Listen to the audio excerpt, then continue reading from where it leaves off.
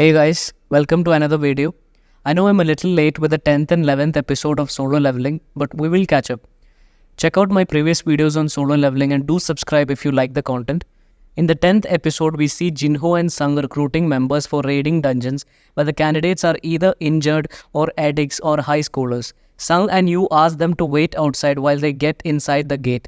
The deal is these new recruits will not have to raid dungeons but stand outside. While Sung and Yu finishes the raid, the new recruits will get 300 million for each gate for doing nothing. Sung and Yu comes back immediately from the gate and the others are shocked to see such a quick raid, that too for two low-level hunters. We then see manager Am, who receives a mysterious report about gate openings and he notices Yu Jinho's name along with Sung. He knew Jinho was the heir to Jinho Constructions, but the name Sung made Am curious as he had seen a similar name on a double awakening report. He then comes to a conclusion that Sung Jinwoo might be special as he always survived the most harsh attacks. He pays a visit to an open gate along with his assistant, expecting to strike a deal with Sung, but it was a different scene there. It was like a picnic spot where everyone is eating and playing. A girl stops Am, saying entry is restricted. She addresses herself as a hunter. Am leaves, but later on he schedules a meeting with Sung, which doesn't turn out so well as Am was not able to meet Sung's payment expectations. Sung had unlocked the stealth mode and as he had doubts on Am for spying on him, he goes stealth mode and questions him in a threatening manner. Am answers all the questions and also promises to keep Sung's skill a secret. Sung further comes to his normal form and asks if Am would like to claim ownership to 3 raids for a sum of 600 million.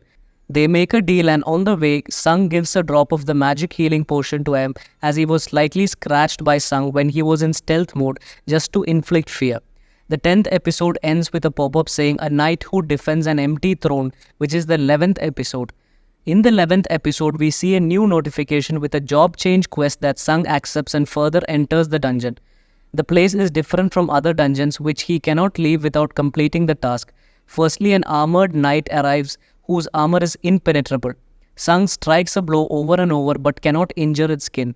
Then he uses his bare hands to fight the monster and rips its neck off. Meanwhile, we see Yu Jinho and his father having dinner where Jinho's brother joins. Jinho's brother warns Jinho to stay out of his lane. We then see multiple knights attacking Sung and he keeps fighting non-stop. He decides to take a break, but that's when a mage appears who is capable of using stealth mode and flash magic. Sung implements different techniques during the fight, like strength for knights, perception for assassins, and agility for archers. He fights all the monsters with the technique and gains an invisible armor as a reward. He then enters a red door where awaits the knight commander Ygritte, the blood red with an evil aura. The knight looks ferocious and before we can judge more, the monster strikes within a millisecond. It has got extreme speed and stamina, making the fight impossible for Sung to win. Sung's dagger is of no use. The monster keeps cutting things up and each time Sung escapes nearly. Sung uses the invisible armor but the monster still pounds Sung back to back, leaving no room for Sung to recover. The blows are so fatal and attacks are so quick that Sung doesn't even get enough time to think. We see Sung pulling off some moves here and there, but it's not even scratching the monster.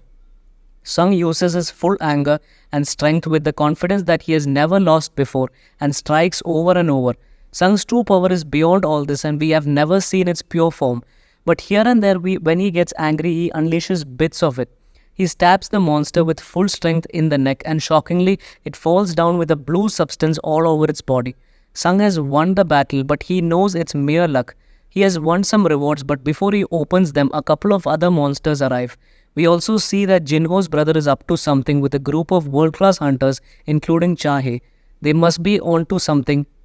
There are so many other monsters, we see Sung in the middle of them fighting everyone. The episode ends with a pop-up saying arise, which is something for the next video. Let me know your thoughts on episode 10 and 11. We will catch up on the next one.